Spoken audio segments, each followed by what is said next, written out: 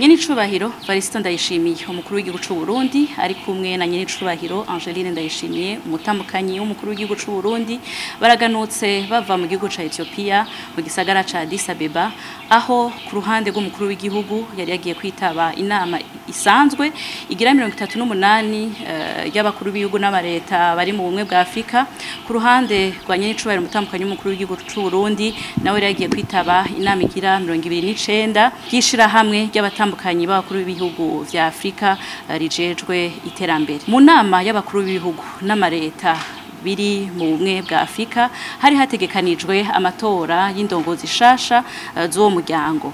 aho rero Nyenicubahiro umukuru w'igihugu c'u Burundi nawe nyene yari yitavye amatora arashikana ijwi ry'u Burundi mu kwitorera indongozi zituje imbere ku mugabane wa Afrika kugira ngo dushike ku ntumbero no ku migambi twishinze nk'umugabane wa Afrika aho rero muri ayo matora Nyenicubahiro umukuru w'igihugu c'u Burundi yarizewe n'ibihugu vyose vya Afrika kugira ngo Uburundi bube icegera ca mbere c'urongoye iyo nama y'abakuru b'ibihugu uwo nawe akaba ari umukuru w'igihugu ca Angola Nyenicubahiro João Lourenço mu vyari bitegekanijwe kandi hariho n'amatora y'umugwi nshingwabikorwa w'uwo muryango aho naho nyene batoye umuyobozi asanzwe atwara umugwi bumwe bwa Afrika uwo nawe akaba akomoka mu gihugu ca Djibouti akaba yitwa Mahmoud Ali Yusuf haratowe kandi n'icegera ciwe nawe akaba ava mu gihugu ca Algeria akaba yitwa Ambassadeur Selma Madika. Inyuma y'amatora hari hategekanijwe kandi no kurabira hamwe ivyegeranyo no kwirimbura intambwe uwo muryango wateye muri uno mwaka barabiye ku ntumbero n'imigambi bishinze aho rero nivyegeranyo biri ku bisata bitandukanye bisata vy'amagara y'abantu vy'amahoro n'umutekano iterambere eka ibisata vyose by'ubuzima bw'uno mugabane cane kuvyerekeye icegeranyo cerekeye amahoro n'umutekano ko yifashe muri Afrika Nyenicubahiro umukuru w'igihugu c'u Burundi yarifatikanije n'abandi bakuru b'ibihugu ratera ivyatsi ahantu hose hari imigwi y'iterabwoba imigwi ifise ibigwanisho iguma ihekura umugabane wa Afrika aho yarashimikiye cane ku gice c'ubuseruko ca Congo aho yasubiye gutera ivyatsi umugwi M23 ushigikiwe n'igihugu c'u Rwanda ukungene bidashobora kuja mu mumvikano mu biganiro kugira ngo hatoegwe inyishu z'ibibazo atamaraso asesetse aho rero yarashikirije umugambi w'amahoro ushikirijwe n'igihugu c'u Burundi kirongowe na Nyenicubahiro umukuru w'igihugu c'u Burundi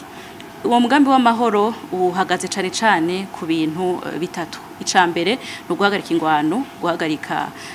vuba bwango kugira ngo nabaza gushigikira no gutabara bashobore gushikira abene gihugu ica kabiri no gusaba amashirahamwe mpuzamakungu gushigikira bimwe biboneka bagatuza imigwi yose ifise ibigwanisho iri muri ako karere kubuseruko bwa Kongo gutyo aho umuzi w'ingorane u Rwanda rusigura ko ruri muri Kongo kugira ngo rugwanye umugwi FDLR muri ico gihe nago nyene amakungu ashoboye kwitanga agakuraho imigwi yose ifite imigwanisho harimo n'uwo mugwi FDLR ntaco tuma ingabo z'u Rwanda zisubira ku butaka bwa Kongo ica kabiri nuko Nyenicubahiro umukuru w'igihugu c'u Burundi ahamagarira amakungu amashamwe mpuzamakungu gushigikira bimwe biboneka igihugu ca Kongo ayo mashamwe mpuzamakungu ahagira uruhara ruboneka mu gutuza imigwi yose ifise ibigwanisho iri ku butaka bw'igihugu ca Republika Iharanira Intwaro Rusangi ya Kongo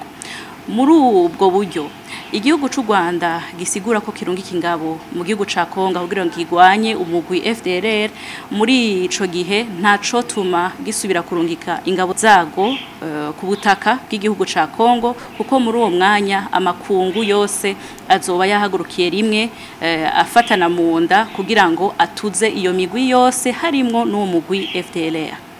ikigira gatatu nicerekeye umugwi M23 mu gihe uwo mugwi usanzwe uvuga ko ugizwe n'abakongomani ntaco tuma ingorane z'abakongomani hagati yabo zica mu kwicana mu gusesa amaraso muri uco gihe asaba yuko boca bagira ibishoboka byose kugira ngo umugwi ushobore gutorera inyishu z'ibibazo n'abakongomani bose hagati yabo biciye mu biganiro na cane cane yuko hasanzwe hariho umworosha yatowe uwo nawe wahoze ari umukuru w'igihugu Uhuru kugira ngo ashobore korosha ibiganiro gutyo inyishu iboneke atamaraso asubiye guseseka. Ikindi ntogenda ntavuze nuko mu matora y'ibisata bitandukanye amashami imigwi iri mu bumwe bwa Afrika nyakubahwa yahoze arongoye igihugu c'u Burundi